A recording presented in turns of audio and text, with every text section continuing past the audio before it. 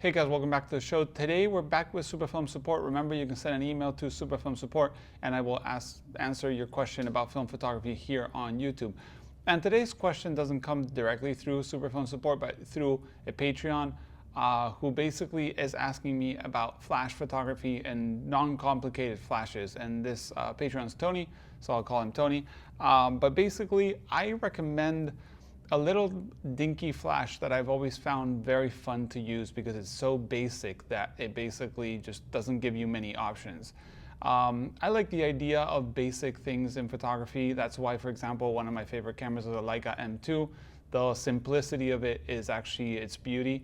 And yes, there are way more technological cameras, advanced cameras, light meters, and so on. But I like the idea of not having so many variables when I'm shooting, especially when maybe I'm running around behind my kids and not having to set up things.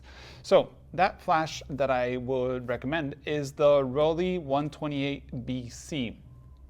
This one's actually from Camera Store, which is where I work at. And there's the 128BC and the 121BC. The 121 is less powerful, and I don't know the guide numbers, but basically this one takes 4 AA's. The 121 takes 2 AA's. The less powerful, the closer you can shoot your subjects because the strength of a light will not blast so hard. It's the basic definition of that.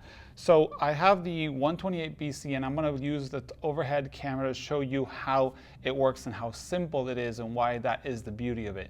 Of course, there are more complicated flashes out there that have more settings and more things, but I like the idea of this small little flash. And this one's not exactly the smallest. This is the flash that would come with the Rollei 35S camera that would go on the bottom. So it's basically for that camera mostly, but it really works very well with other cameras. It has like a little hot shoe contact and nothing else. So it's very simple. First you put 4 AA's, in this case they're already in, so you can see them over there, and then you close them. And this flash, when you turn it on, makes that little flash like charging noise, which is quite annoying, so I'm sorry if that turns you off, but you will hear it here. You probably heard it there. And then once the flash is charged, you'll see this orange light that will basically let you pop the flash. This is the testing flash. It has a PC sync here. I've never used it with anything else than just directly to my camera, but you can see how it works. And this you would mount onto, for example, this Nikon FE2 that I had laying around here. And then when you shoot, you would see, let me see, it basically flashes the whole room. Let's do one more. 1, 2, 3. It's not the fastest flash to load, but it works, it does the job, and I think it's pretty awesome. So let's get to the how to use it. It also holds the charge once you turn it off, so remember to discharge it. So basically this whole flash revolves around this little wheel on the back. And this is how simple it is. You load your camera with film. Usually you don't want to load it with super sensitive film because, of course, if you load it with 1600 film, it's going to have to shoot really far away because of the light. And if you shoot it with like 50 ISA, then you will have options to shoot closer up. So let's say you're shooting with a wedding, which is what I've done before, and you're shooting with 400 speed film. You turn this dial so this arrow of the ASA is pointing at 400, and then you have your settings. You have in yellow the feet, in white the meters, and then you have apertures on the outer ring. So it's super simple. This reads like this. So at 12 meters, you will have to have an aperture of around between 4 and 5.6, so in the middle of that on your lens. At 8 meters, you would have between 5 and f8. 6 meters between 8 and f11. 4 meters between 11 and 16. And 3 meters approximately between 16 and f22. So this is really simple. Basically, let's say that I'm shooting a wedding and I want to shoot with a 50 mil, or 50 mil should be a good distance for this. So I'm shooting a 50 mil. In this case, I have a 45 mil, one of these 45P lens from Nikon, which is pretty rare. And we're going to be shooting this 45 something around group shots of 2 people. So 3 meters should be decent for that. So I will grab my lens and I would set it up at f16 and a little bit. So f16 and just a little bit over. And then all I have to do is put on my flash. I focused already, and then, sorry, I've set my aperture, and then I will focus at that distance of around 3 meters, let's say between the 2 and the 5. And this is how I shoot. Then I'll run around the wedding with my camera in my eye, and I'll basically point at people when I see them around 5 meters or 3 meters, sorry, I'll go, and I'll turn, well, sorry, the flash wasn't on. But like I'll be running around when I see them around that distance. And this is the cool thing. You will train your eye to be ready for that distance. So 5 meters or 3 meters, this change, 3 meters is usually 2 people laying down, approximately, a little bit less. And you basically would go whoop, and then you shoot them. Good thing about flash and weddings is usually places are dark. And second, you know, you have the space to be taking shots quickly, and flash will freeze action. So people dancing, stuff like that, it's super fun. Also kids. So that's how I use it. Let's say, for example, let's discharge it. Let's say that I am ready to shoot some closer up images of kids and stuff like that. You would want to probably use an ISO that's a little lower. Let's say we're shooting something like Portra 160 in color, or maybe we're shooting like some 125 ISO film from Ilford, like a Fp4. So let's put it at 125.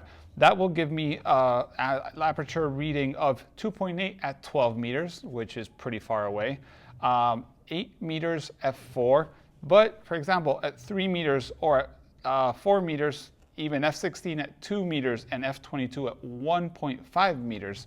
So I could grab my lens, put it at f22, grab this lens, put it at 1.5 meters, put my flash and turn it on, and now I'm ready to take some portraits. 1.5 meters on a 50 is pretty much a portrait.